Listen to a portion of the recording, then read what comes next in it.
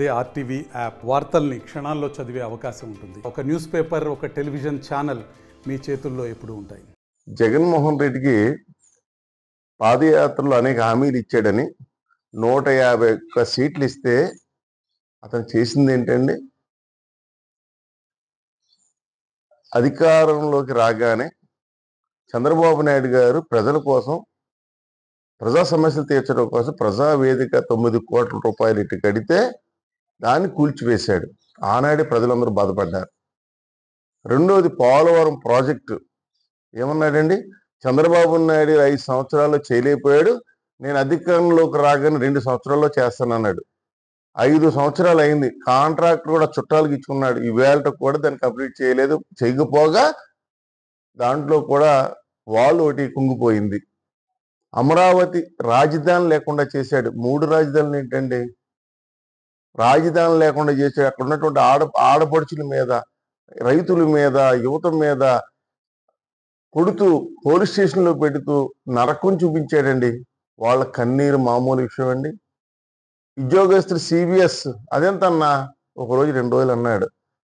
ఉద్యోగస్తులకి సమయానికి జీతాలు ఇవ్వగలిగాడా? ఉద్యోగస్తుల్లో ఎవరైనా కోచింగ్ చేస్తే డాక్టర్ సుధాకర్ లాంటి వ్యక్తిని నడి రోడ్డు మీద ఒక దళితుడిని చూడకుండా 2 చేతులు వెనక్కి కట్టి చంపేయడాన్ని ప్రజలు గమనించారా అంటారా? రంపచోడవరంలో ఒక ఎమ్మెల్సీ, ఒక గోండా ఒక దళితుడిని చంపి డోర్ డెలివరీ చేస్తే దాన్ని చాలా రోజులు కేసు కట్టలేదు. మళ్ళీ అలాంటి బయటకు వస్తే ఘన స్వాగతం పలకడమా? అంతేకాదు, చంద్రబాబు నాయుడు గారు 40 సంవత్సరాల రాజకీయ జీవితం, 75 సంవత్సరాల వయసు ఉన్న వ్యక్తిని ఇన్ని ఇబ్బందులు పెట్టాడండి. చంద్రబాబు అంటే వరల్డ్లోనే ఒక బ్రాండ్ అంబాసిడర్గా చూసే వ్యక్తిని జైల్లో పెట్టి సునకానం పొందుతావా? ఆనాడే డిసైడ్ అయిందండి ప్రజలకి చంద్రబాబు నాయుడు గారు పట్టం కట్టాలి, జగన్మోహన్ రెడ్డి అంతలు చూడాలని. అంతేకాదు, మంత్రులు కొడాలి నాని, పేర్ని నాని, రోజా, రమేష్, అలాగే సలహాదారు సజ్జల రెడ్డి, వంశీ, ఇంకా చాలా మంది ఏంటండి మాటలు? చంద్రబాబు నాయుడు గాని ఆడు ఈడు ఎదవా ఇయ్యా మాటలు ప్రజలు గమనించరండి. అలాగే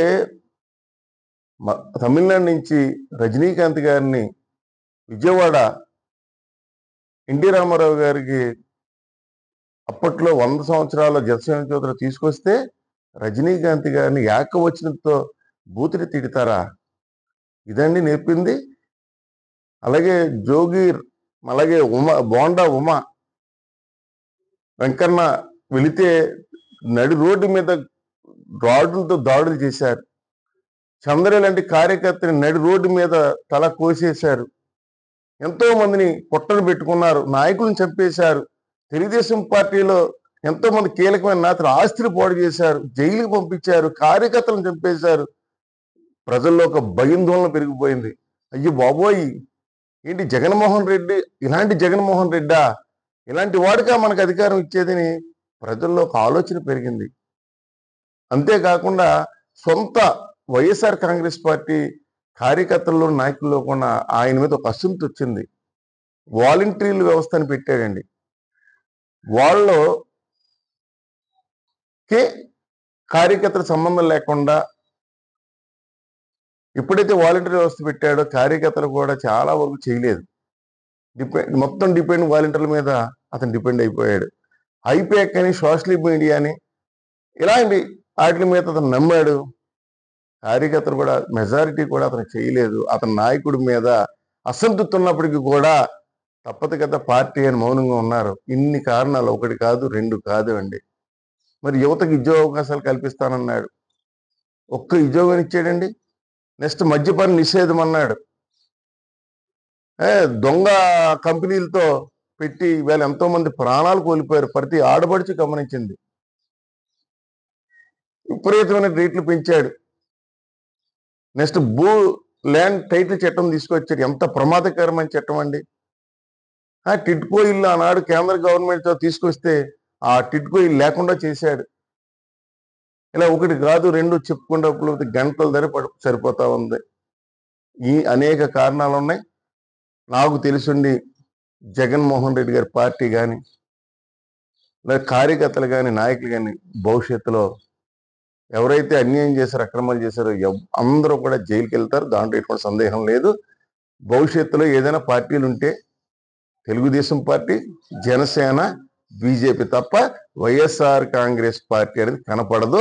జగన్మోహన్ రెడ్డితో సహా ఎవరైతే అన్యాయాలు అక్రమాలు చేశారో, ఎవరైతే ఇసుక దోపిడీలు చేశారో, కోట్లాది రూపాయలు సంపాదించారు, ఇంకా చాలా చాలా ఉన్నాయండి. లోకేష్ బాబు గారు రెడ్ బుక్ లో ఉన్నాయి.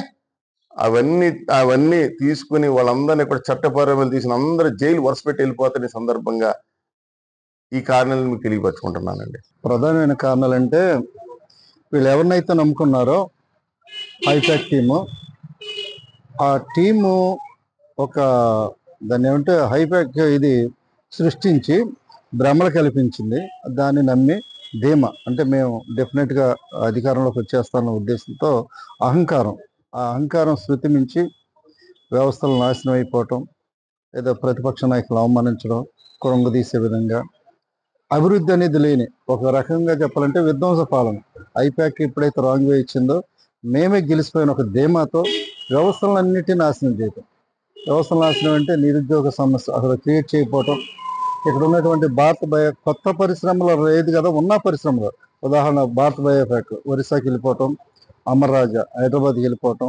ఎప్పుడైతే పరిశ్రమలు లేవు, విధ్వంస పరిపాలన జరిగిందో నిరుద్యోగులకి ఉపాధి అవకాశాలు లేకపోయింది. వీళ్ళు విధ్వంస పాలనతో పాటు ప్రతిపక్ష నాయకులు అవమానం చేయటం, చంద్రబాబు నాయుడు గారిని అరెస్ట్ చేయటం కావచ్చు, ఆయన అసెంబ్లీలో అవమానం చేయటం కావచ్చు, ఇవన్నీ ఏంటంటే ప్రజల్లో ఒక తిరుగుబాటు అనేది వచ్చింది. ఇలాంటి వ్యక్తిని మనం పబ్లిక్గా వ్యతిరేకిస్తే మళ్ళీ మా మీద ఎక్కడ దాడి జరుగుతానో మౌనంగా ఉంటే సమయం వచ్చినప్పుడు వీళ్ళు ఏ విధంగా వచ్చారంటే చంద్రబాబు నాయుడు గారిని 23 ఓట్లు 23 అవమానం చేశారు. అందులో కనీసం సహం కూడా లేకుండా చాలా బుద్ధి చెప్పారు. ఇదేంటంటే అహంకారం.